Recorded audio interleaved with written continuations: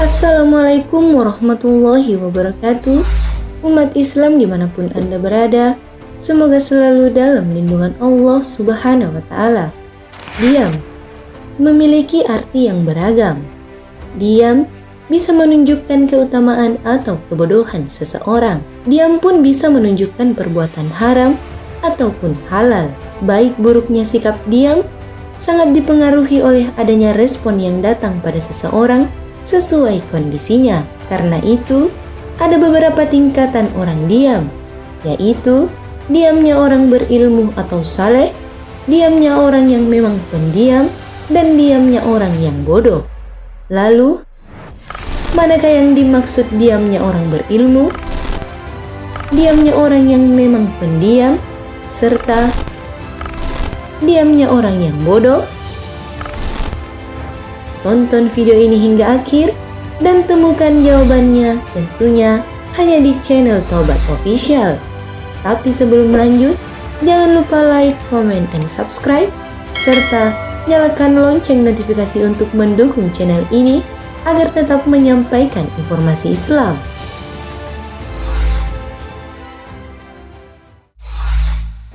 Manakah yang dimaksud diamnya orang berilmu? Diamnya orang berilmu atau saleh adalah yang paling utama. Seseorang diam karena tahu ada kebaikan di balik diamnya.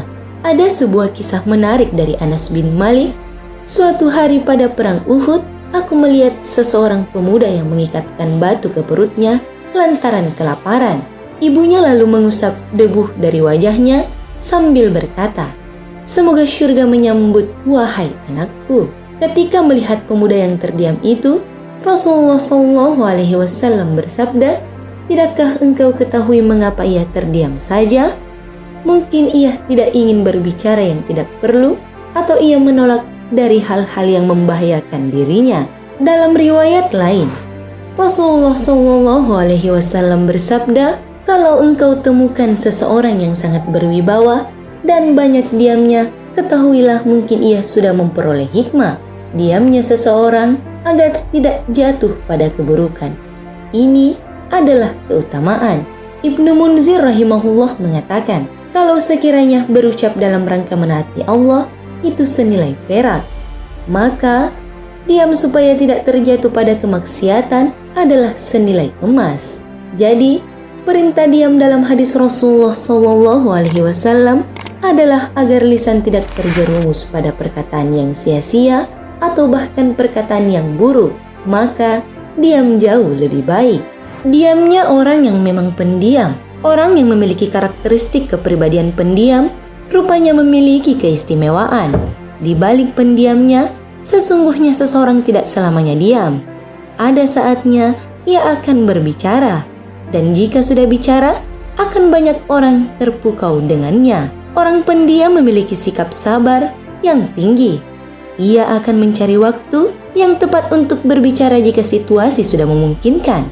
Imam An-Nawawi rahimahullah menyebutkan dalam Syarah Arba'in bahwa Imam Syafi'i rahimahullah pernah berkata, "Jika seseorang hendak berbicara, maka hendaklah dia berpikir terlebih dahulu. Jika dia merasa bahwa ucapan tersebut tidak merugikannya, silahkan diucapkan. Jika dia merasa ucapan tersebut ada mudaratnya, atau ia ragu, maka ditahan, jangan bicara." Diamnya orang yang bodoh. Ciri orang yang bodoh adalah orang yang bangga akan dirinya sendiri. Ia sombong dan merasa paling hebat, pintar, baik, kaya dibandingkan orang lain. Padahal Rasulullah SAW mengecam orang yang sombong. Dalam sabdanya, tidak akan masuk syurga seseorang yang dalam hatinya terdapat perasaan sombong meski hanya sebesar biji sawi. Hadis riwayat Nasa'i. Ciri lain orang bodoh adalah orang yang banyak bicara yang tidak ada manfaatnya. Rasulullah SAW bersabda, "Siapa beriman kepada Allah dan hari akhir, hendaklah berbicara yang baik atau diam." Hadis riwayat Bukhari. Abu Darda radhiyallahu anhu berkata, tanda orang bodoh itu ada 3. Pertama, bangga diri atau ujub. Kedua, banyak bicara yang tidak ada manfaatnya. Ketiga, melarang orang lain berbuat buruk, tapi ia sendiri malah melakukannya. Orang yang berakal lebih banyak diam daripada bicara, karena betapa banyak orang yang menyesal karena terlalu banyak bicara dan sedikit yang menyesal karena lebih memilih diam. Orang yang paling celaka dan paling besar mendapat bagian musibah adalah orang yang lisannya senantiasa berbicara, sedangkan ia tidak menggunakan akalnya. Salah satu kenikmatan yang kita dapat adalah lidah. Namun, kebanyakan orang tidak menggunakan lidahnya dengan baik. Mulai dari omongan kotor, kebohongan, bahkan bergunjing. Padahal, sesungguhnya lidah diciptakan untuk banyak menyebut asma Allah Subhanahu wa ta'ala. Ali bin Abi Thalib radhiyallahu anhu pernah berkata, seseorang mati karena tersandung lidahnya, dan seseorang tidak mati karena tersandung kakinya. Tersandung mulutnya akan menambah pening kepalanya, sedangkan tersandung kakinya akan sembuh perlahan. Hadis riwayat Bukhari. Di zaman sekarang, ketajaman lidah kadang juga terwujud dalam lisan maupun aktivitas di media sosial melalui status-status. Sudah mestinya sebagai umat Islam harus berupaya menjaga lisan, tangan, dan pemikiran dalam berkomentar, dalam membuat status di media sosial, dan dalam tulisan-tulisan yang dipublikasikan ke masyarakat. Hadis Rasulullah SAW berikut ketika berbicara dengan Mu'adz bin Jabal radhiyallahu anhu, maukah kuberitahukan kepadamu tentang kunci semua perkara itu? Jawabanku, iya wahai Rasulullah. Maka beliau memegang lidahnya dan bersabda, jagalah ini. Aku bertanya, wahai Rasulullah, apakah kami dituntut disiksa karena apa yang kami katakan? Maka beliau bersabda, celaka engkau. Adakah yang menjadikan orang menyungkurkan mukanya, atau ada yang meriwayatkan batang hidungnya di dalam neraka selain ucapan lisan mereka? Hadis riwayat Tirmizi. Banyak orang yang ingin populer dengan cara membuat pernyataan atau komentar-komentar yang kontroversial. Bahkan, ada yang komentarnya menyalahi syariat agama atau norma-norma yang sudah berlaku. Orang yang tidak menjaga lisan dalam berbicara dan dalam bermedsos pasti akan banyak menyinggung dan menyakiti orang lain, dan semua itu akhirnya akan kembali merugikan dirinya sendiri. Allah Subhanahu wa ta'ala memperingatkan bahwa terdapat malaikat yang mencatat setiap ucapan manusia, yang baik maupun yang buruk. Allah Subhanahu wa ta'ala berfirman dalam surah Qaf ayat 18, tiada suatu ucapan pun yang diucapkannya melainkan ada di dekatnya malaikat pengawas yang selalu hadir.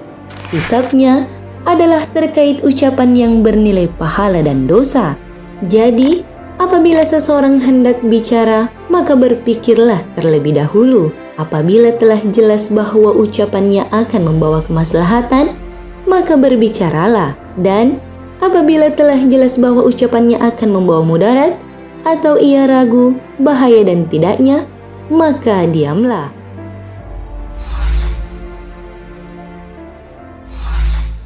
Dalam dunia maya misalnya, jika seseorang muslim tidak bisa menulis, membagikan dan menyebarkan sesuatu yang baik, maka diam adalah solusi terbaik. Tidak ikut menulis status negatif, sindiran, menyebar fitnah, membagikan propaganda liar, dan lain sebagainya.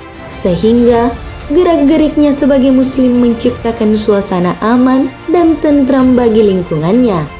Pada kondisi inilah, diam bisa membuat tentram. Oleh karena itu, mari kita lebih bijak lagi dalam berbicara, mengeluarkan statement ataupun dalam bermedsos. Dan tentu saja, nanti semuanya akan dimintai pertanggungjawaban oleh Allah Subhanahu wa ta'ala.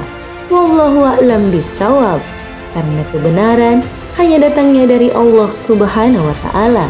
Umat Islam dimanapun Anda berada, jarrib wala histakuna arifan.